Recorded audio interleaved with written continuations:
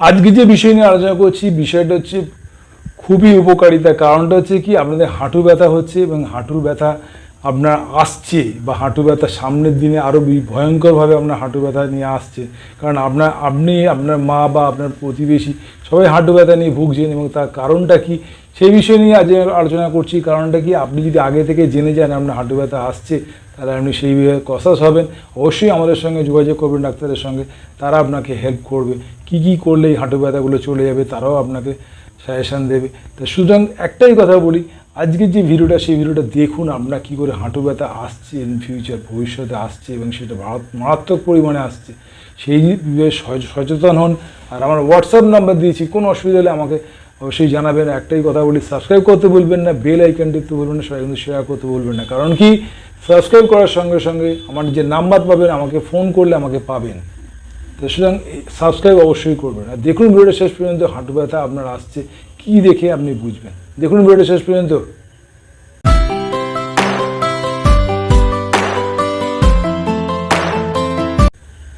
আজকে যে বিষয় নিয়ে আলোচনা করছি বিষয়টা হচ্ছে আপনি হাঁটু ব্যথা আসছে কি করে বুঝবেন।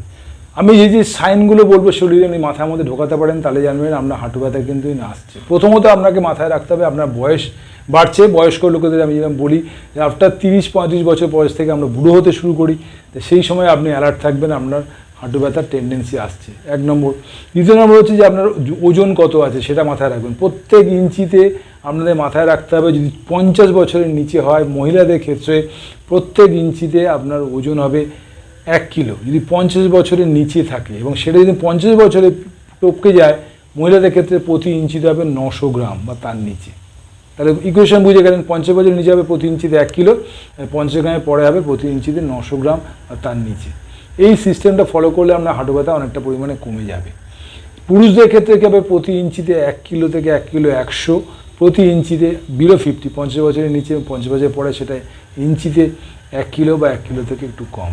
তো এই সিস্টেম যদি ফলো করে থাকেন আপনার হাঁটু ব্যথা থেকে অনেকটা বেঁচে যাবেন, 1 নম্বর। এবারে দেখতে হবে আপনি সিঁড়িতে উঠছেন, উঠতে কষ্ট হচ্ছে কিন্তু নামতে কষ্ট হচ্ছে না। সিঁড়িতে উঠছেন, উঠতে কষ্ট হচ্ছে, নামতে কষ্ট হচ্ছে না। সিঁড়িতে উঠতেও কষ্ট মানে থাইয়ের জোর কমে গেছে, তাতে হাঁটুগুলো ভালো আছে, কিন্তু তখন কিন্তু অ্যালার্ট করছে আপনাকে যে আপনার সাবধান হয়ে যান, উঠতে কষ্ট থাইয়ের জোর কমছে। নাবতে কষ্ট হচ্ছে না। এবার যখনই আপনার নাবতে কষ্ট শুরু হয়ে যাবে তখনই বুঝতে পারছেন আপনার হাঁটু ব্যথা শুরু হয়ে গেছে। হাঁটুর ভেতরে দুটো হাড়ের মধ্যে দুটো হাড় থাকে, এখানে ফিমার উপরে থাকে ফিমার বোন, তলায় টিবিয়া ফিউলা থাকে। এই যে জয়েন্টের গ্যাপটা থাকে, এই জয়েন্টের গ্যাপের মধ্যে আপনার কলিশন শুরু হয়ে গেছে, ঘষা লাগছে, যেন সিঁড়ি থেকে নাবতে আপনার কষ্ট শুরু হয়ে গেছে। তখনই আপনি দেখবেন সিম্পল পার্ট, এই যে মালাই চাকি বলে আমাকে প্যাটেলা যাকে বলি আমরা ইংলিশে, বা মালাই চাকি বলি, এই মালাই চাকিটার মধ্যে যদি হাত দেন, এই হাত দিয়ে সিম্পল বসে থাকবেন মালাই চাকিতে, হাত দিয়ে দেখছেন মালাই চাকিটা নাড়াচ্ছেন, যদি কচকচ কচকচ যদি আওয়াজ হয়, যদি কচকচ কচকচ আওয়াজ হচ্ছে বা কোনো ঘষা লাগছে, ব্যথা লাগছে, তার মানে জানবেন আপনার কন্ডিশন অত্যন্ত খারাপের দিকে যাচ্ছে।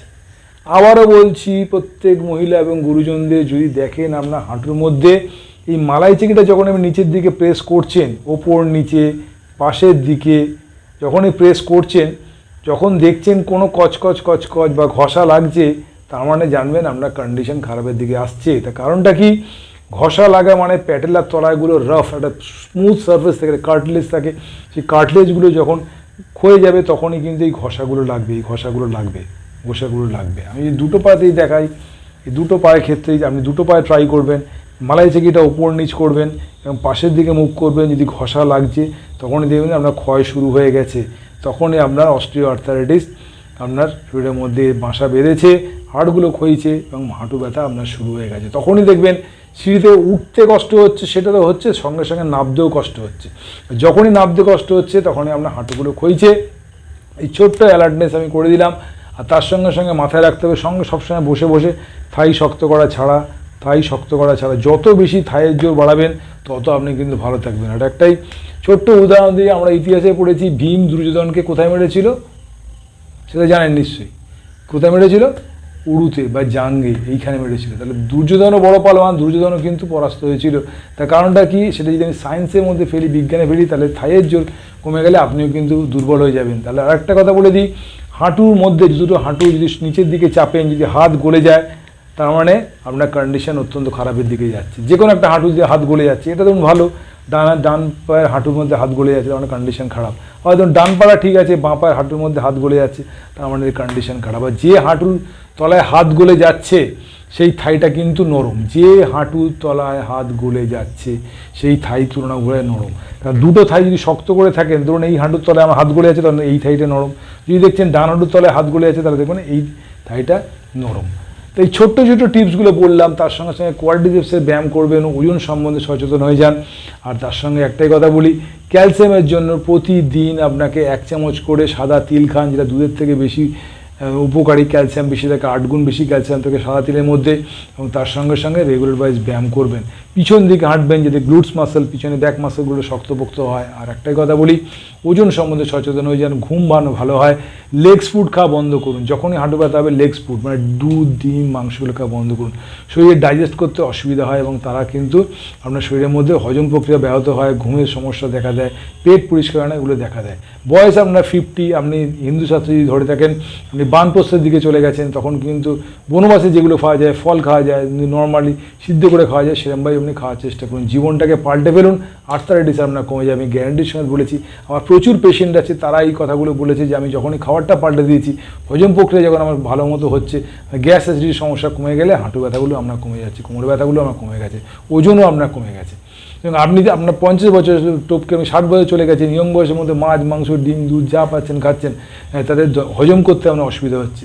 এবং বয়সের সঙ্গে সঙ্গে নিজেকে পাল্টে ফেলুন, আপনি বয়স হয়ে গেছে। সুতরাং আপনি হিন্দু শাস্ত্রের যে নিয়ম আছে, বানপ্রস্থ বনে যেতে হয়, সেই বনে যে বনবাসের মতো সেরকমভাবে খাওয়া দাওয়া লাইফস্টাইল তৈরি করে ফেলুন বাড়িতেই, তাহলে সুস্থভাবে জীবনযাপন করবেন। খাবারে 50 থেকে 60% কাঁচা জিনিস খান, সন্ধ্যে 7টার মধ্যে ডিনার করুন, সূর্য ওঠার আগে আপনি ঘুম থেকে উঠে হাঁটুন, যদি ওজন কম থাকে। তার সঙ্গে সঙ্গে কপালভাতি, অনুলোম বিলোম, ভ্রামরি, 3টে প্রাণায়াম অবশ্যই করবেন। এটা হচ্ছে আমি বলি, এটা 3টে বেলপাতা, যেমন শিব ঠাকুরকে দিই বেলপাতা, 3টে বেলপাতার মতো অবশ্যই এই 3টে প্রাণায়াম করবেন। কপালভাতি, অনুলোম বিলোম, ভ্রামরি। হাঁটু ভাঁজ করে বসতে পারেন, চেয়ারে বসতে পারেন, নিঃশ্বাস বেরোলে পেটটা ঢুকবে,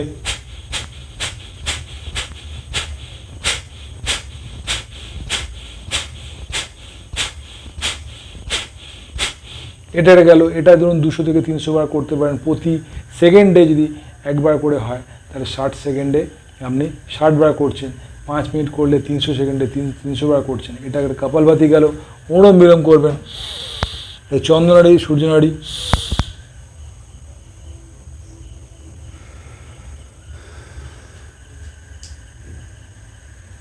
অনুলোম বিলোম করুন। আর নিয়ে পর হোল্ড করবেন, হোল্ড করলে আমরা লাং ক্যাপাসিটি, হার্ট ক্যাপাসিটি, দমের ঘাটতি আপনার কমে যাবে। এবং অবশ্যই যেটা করবেন, আমরা ব্রেন সেল, আপনি হাত পা ব্যায়াম করেন সেগুলো ঠিক আছে, কিন্তু ব্রেন সেল কী করে অ্যাক্টিভিটিস করবেন, এই কর্ডের মধ্যে যে সেলগুলো আছে, ব্রেন সেলগুলো আছে, সেগুলো অ্যাক্টিভেট করার জন্য প্রচণ্ড পরিমাণে হিন্দু শাস্ত্রের এই পার্টটা, যেটা ভ্রামরি বলি আমরা প্রাগৈতিহাসিকভাবে, দীর্ঘদিন ধরে আমাদের মনি ঋষিরা করে আসছে, দেখিয়ে গেছে। সেই ভ্রামরি আপনি করবেন, এতে ঘুম ভালো হবে, নিজেদের মধ্যে টেনশন চলে যাবে, আপনার মনের মধ্যে শান্তি আসবে এবং আপনি কুল অবস্থায় থাকবেন, মানে শরীর ভালো থাকবে। যে আমাদের চালায়, মাথা আমাদের চালনা করে, কারণ মশা মারলে আমার মাথা বলে এই মারো, আমাদের কোনো কিছু অসুবিধা হলে সেখানটা চুলকোতে সুবিধা মাথা বলে। সুতরাং এই যে সেন্সারি নার্ভ, সেগুলো অ্যাক্টিভেট করার জন্য ভ্রামরি আমাদের অবশ্যই। কী করতে হবে, চোখ বন্ধ, কান বন্ধ করে, চোখে কোনো আলো আসবে না, কানে কোনো শব্দ যাবে না, করে মন দিয়ে করে দমটা নেবেন,